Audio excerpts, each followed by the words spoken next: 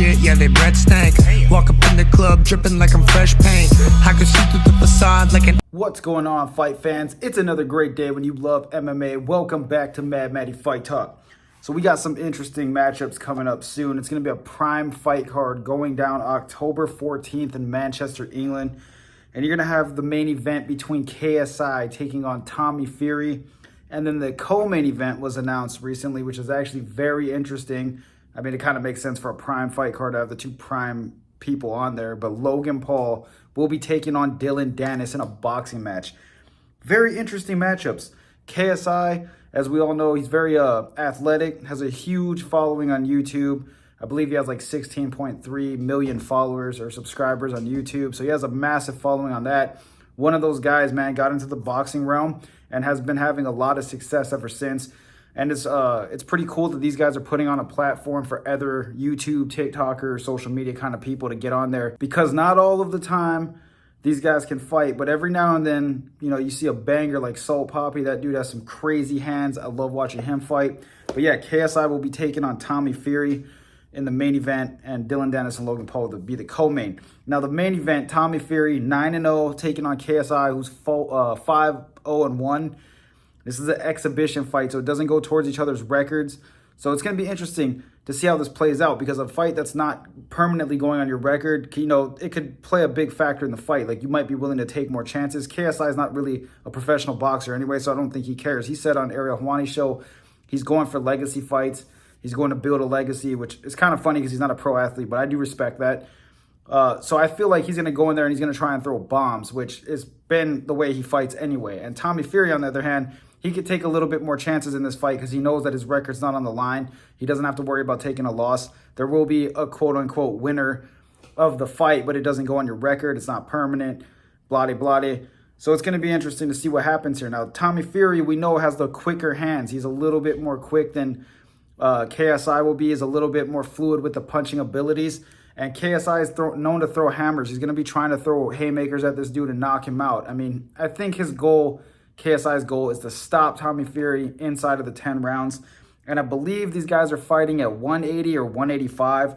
So very even matchup as far as like weight, height goes, stuff like that. But I think Tommy Fury is a little bit more experienced in boxing and has a better boxing background. His brother Tyson is the fucking heavyweight champ. So, I mean, you can't go wrong there. You come from a boxing background, and he's coming off of a very big win over Jake Paul. Now, the only thing I'd say about that is Jake did drop him pretty hard with a hard, like, straight jab. It looked like a jab, or, like, you know what I mean, like one of those hard straights.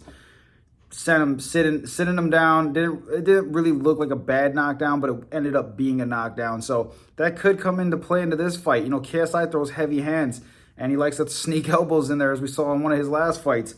So, but for me, if I had to put my money on it, I'm definitely going to be taking Tommy Fury in this fight. I think he's a better boxer. He's a professional boxer. He's going to have the stamina. He's going to have the fluidity. Now, if KSI throws a bomb and lands it and knocks him out, totally possible, but I highly doubt that's going to happen. I think it's going to be very entertaining regardless. I think it's going to be a fun fight. Now, for the Logan Paul fight versus Dillion Danis, to me, this is probably the most interesting matchup that you can make. Dillion Danis is 2-0 in Bellator, but he hasn't fought since 2019, and he fights at welterweight.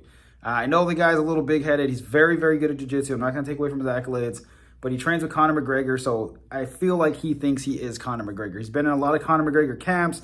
That Conor energy is very contagious. As you can see, all of these casual, crazy-ass fans develop it very quickly, so I think Dillion Danis has a little bit of that. Logan Paul is coming off of a fight. I mean, he's doing great things in WWE, but he is coming off of a very big fight over probably one of the best boxers who have ever graced the ring in Floyd Mayweather. 50-0, took on Logan in an exhibition match, and Logan went the distance with him. I mean, I didn't think Logan won the fight. After I watched it, I thought right away that Floyd was landing good counters, and for fighting a guy that's way bigger than him, he did outstanding.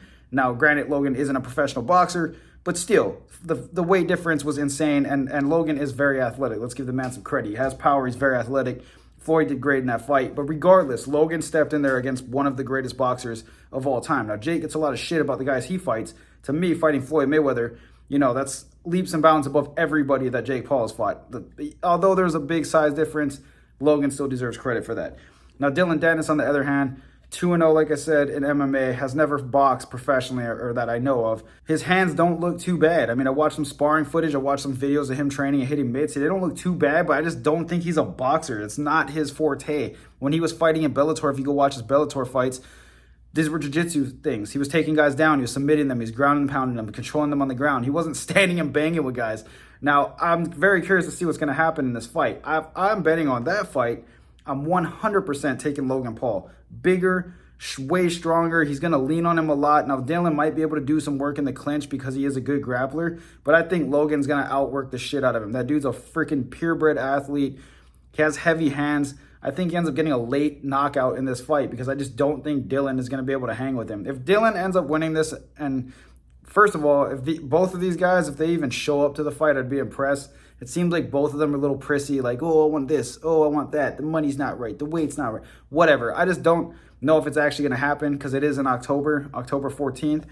But if it does happen, I'm taking Logan Paul winning by knockout. I think it's going to be a fun fight to watch. I think Dillion might come out firing the first 3 rounds, maybe might land some sneaky stuff, and then he's just going to dissipate. I don't think he's going to have the boxing stamina. He's not a boxer.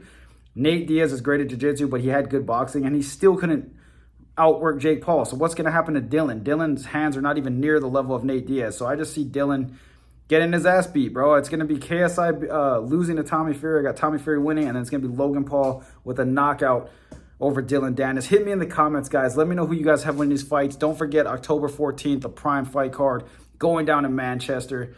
Yeah, don't forget, like, subscribe, and I'll see you on the next one. Haters talking shit, yeah, they breath stank. Walk up in the club dripping like I'm fresh paint. I can see through the facade like an